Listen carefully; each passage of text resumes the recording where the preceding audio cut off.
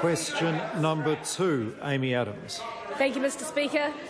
My question is to the Minister of Finance and asks, what will be required to produce balanced growth in the economy over the next few years? The Honourable Bill English. Mr Speaker, what will be required is a change in policy to correct the economic mismanagement of the last 10 years. Too much of that growth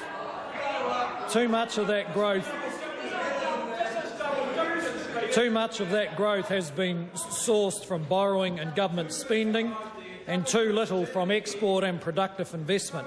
The government is implementing a range of policies to tilt the playing field in favour of investment, saving and working and exporting, so that we don't go around the same cycle of excessive borrowing and spending. Amy Adams. Supplementary. To the Minister, which parts of the economy have shown the weakest and the strongest growth in recent years? The Honourable Bill English.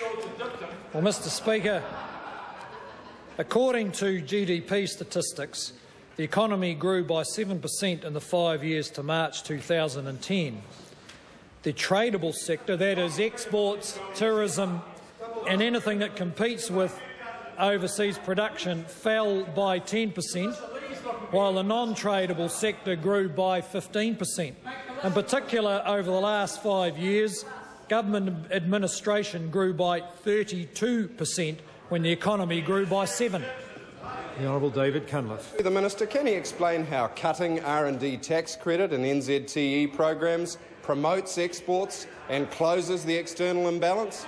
The Honourable Bill English.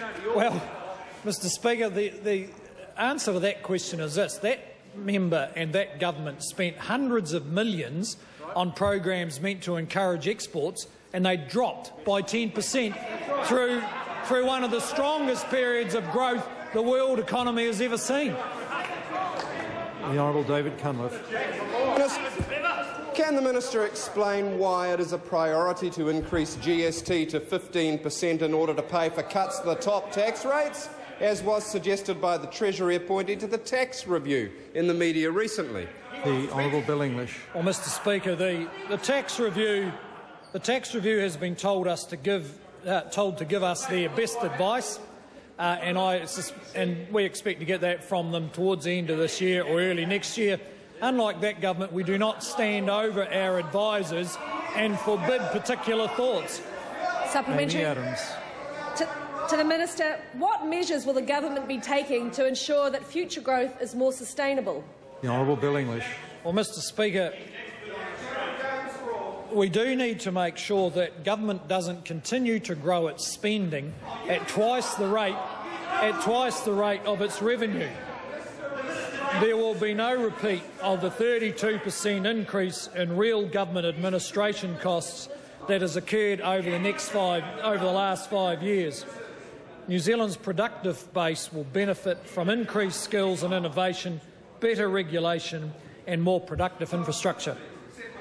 Amy Adams. What alternative plans to ensure balanced growth has he seen? The Honourable Bill English. Well, Mr Speaker, the proposed solutions I've heard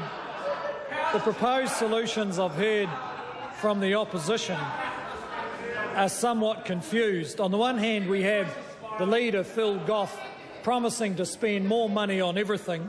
On the other hand, David Cunliffe was honest enough to acknowledge that the current account deficit had stayed high, savings performance had been poor and productivity growth low under his government. And we can add to that exports actually shrank despite the expenditure of hundreds of millions of dollars to grow them. The Honourable Jim Anderton. Mr Speaker, as the Minister seems so keen on budget cuts for government departments and administration in general, can he tell the House how much the Treasury budget, his own department, was cut this year? The Honourable Bill English. Well, as it happens, Mr Speaker, I have looked into that, and the Treasury baseline is going to drop from $65 million last year to $60 million in 2 years' time.